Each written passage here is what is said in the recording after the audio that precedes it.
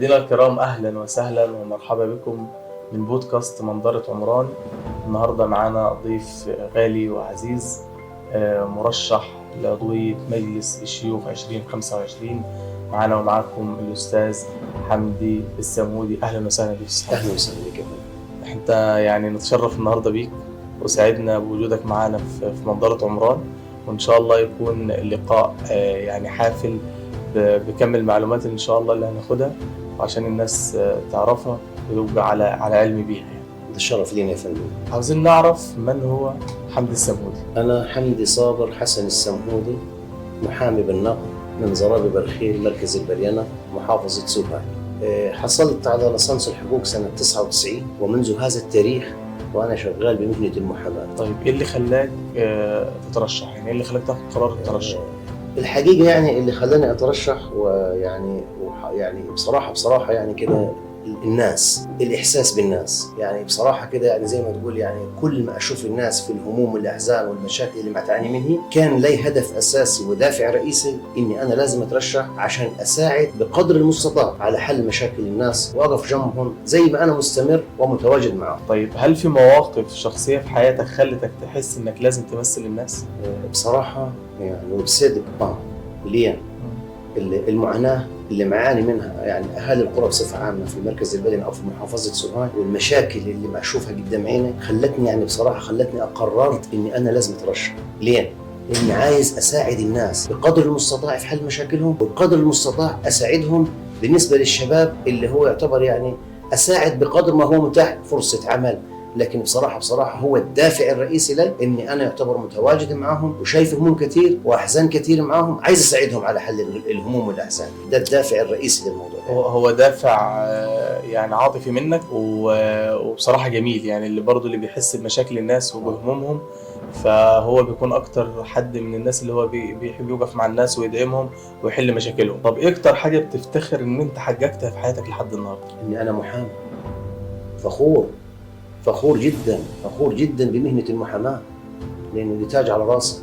أنا من يعني أنا وفي الكلية كنت أقول يعني المحامي، كنت أكتب كده حمدي السمودي.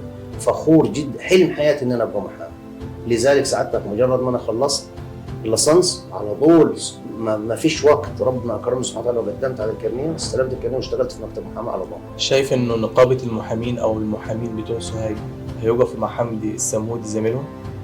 أولاً أنا من تاريخ ما أنا اشتغلت محامي يعني وعشقي لمهنة المحاماة وحبي للمحامين، فأنا الحمد لله رب العالمين يعني زملائي الأفاضل من المحامين اللهم لك الحمد، علاقتي بهم طيبة من ضمن البرياني، يعني اللهم لك الحمد. وأنا فخور بهم، والدعم المعنوي اللي هم عاملينه لي ده مخليني كده يعني بصراحة يعني حاسس بالفخر إني أنا محامي بصراحة. يعني من ضمن البرياني أنا يعني الحمد لله رب العالمين ما فيش مكان ما رحتوش فيما يخص مناطق نقابات المحامين. يعني بصراحة كل مكان أروحه كده ألقى الترحيب من زملائي الأفاضل ودعمهم لي، فده ما يخليني يعني كده أنا في أماكن معينة كده ما أحس نفسي إن أنا عايز أبكي من كتر الاستقبال للمحامين والترحيب بي بصراحة. يعني طيب الناس دايما بتسمع وعود في الانتخابات، أنت ناوي توصل لهم لإيه فعليا؟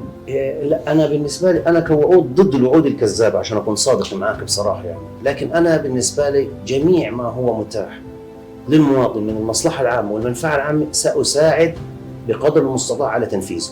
لكن عشان أقول هعمل وعوده في الآخر مش هنرضوها، يعني مش هنلقوها موجودة على أرض الواقع، ده بصراحة ربنا أنا ما أقدرش أقوله. طيب أستاذ حمدي، بتشوف إيه التحديات اللي بتواجه الدائرة بتاعتك؟ يعني إيه الحاجات اللي هي بتواجه الدائرة بتاعتك من مشاكل؟ إيه أكتر حاجة أو أنت حاطط إيدك عليها مثلا؟ يعني أنا بصراحة في الدائرة بتاعتي عايز أول حاجة يعني أسعى ليها بصفة عامة إصلاح ذات البين بين الناس، اللي يعني الخصومات كثيرة والخلافات بين الناس كثيرة. فأنا يعني ربنا سبحانه وتعالى يعني إن شاء الله بإذن الله يعني مجرد ما يتم لي التوفيق، يعني دي إرادة ربنا تم أو ما تمش، أنا برضو أكتر حاجة بس عليهم هي إصلاح ذات البين بين الناس، الخصام، الخلافات، الشباب. ده الأمل في الله سبحانه وتعالى إن ربنا يوفقني يعني. ماشي، بس إصلاح الخصومة بين العائلات ده ممكن أي حد، شيخ بلد، شيخ عرب، حد محبوب ممكن يعمل. أنت كسلطة في مجلس الشيوخ إحنا عايزين نحط إيدنا على حاجات تانية أنت هتساعد فيها وشايف إن هي في مشاكل بتعاني بيها. إحنا طبعا عارفين إنه دي مش من السلطات بتاعة مجلس الشيوخ، بس بنتكلم في الحاجه اللي ممكن تسعى ليها. يعني هل اللي يضرب بابك هيلاقي فيه استجابه؟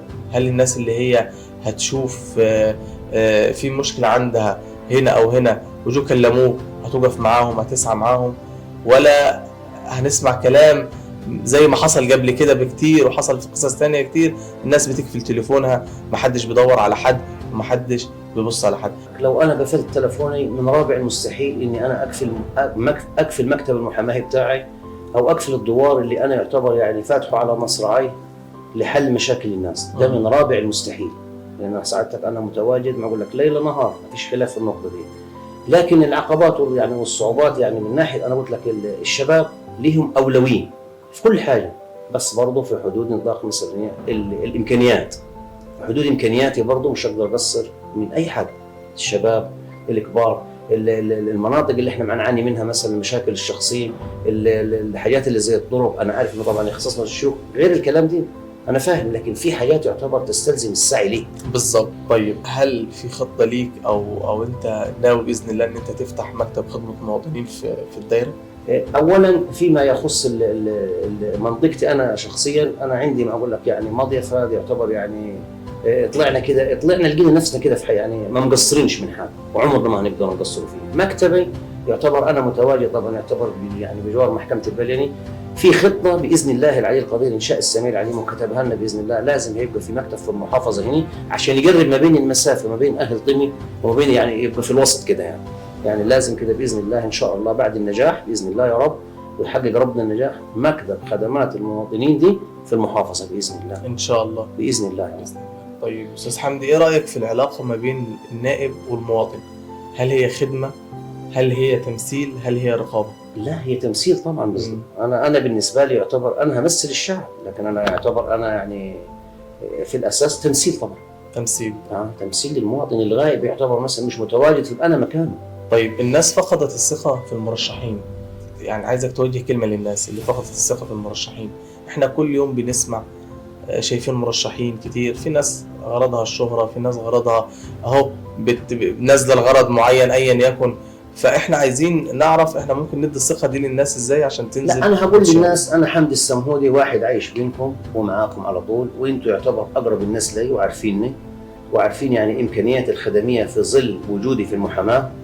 فيعني اللي انتم شايفينه مني في المحاماه حاليا وانجازاتي في حل مشاكل الناس طبعا هيتسع اكثر وهيزداد اكثر لما يكون معايا برضه سلطه. يعتبر يعني انا لما ابقى عضو مجلس الشيوخ هتكون الامكانيات بتاعتي اكثر من كده. بالظبط. لكن انا الحمد لله رب العالمين لو قلت اي كلام الشارع نفسه ودائره نفسي تعرف اني انا الحمد لله رب العالمين اني انا عمري طوال 26 سنه من وانا محامي عمري ما قصرت، لكن الحمد لله رب العالمين الحمد لله رب العالمين يعني ليل نهار مع الناس. اللهم لك الحمد.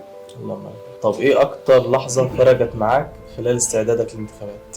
بصراحه والله يا احمد يعني الامانه يعني وبصدق يعني انا يعني في البدايه ما كنتش متوقع للامانه الدعم المعنوي من قبل الناس بالشكل ده. انا لما لفيت في قرى مركز البليني ولقيت الترحيب والاستقبال الحار والناس حست ان هو يعني للامانه مش عايز امدح في نفسي يعني انه هو الشخص اللي محتاجينه.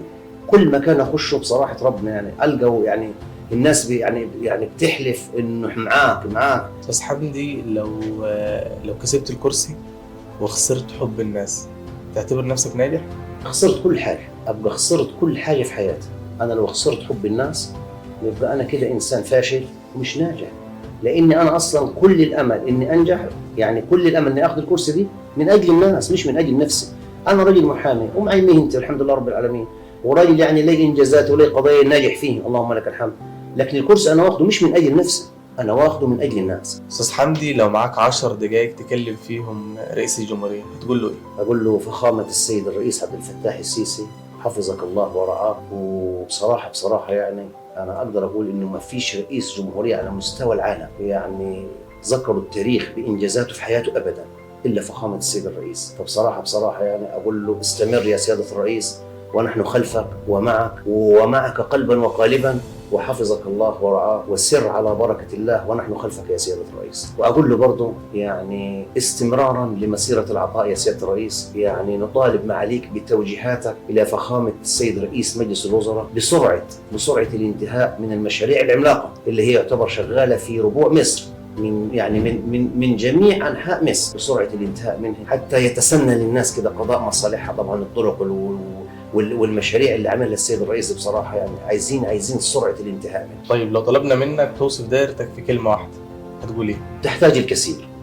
تحتاج الكثير. طيب استاذ حمدي، في نهايه حلقتنا حابب اسمع منك كلمه توجهها لمحامين سوهاج، زملائك الاعزاء، تحب تقول لهم ايه في قبل ما ننهي الحلقه او قبل ما نختم؟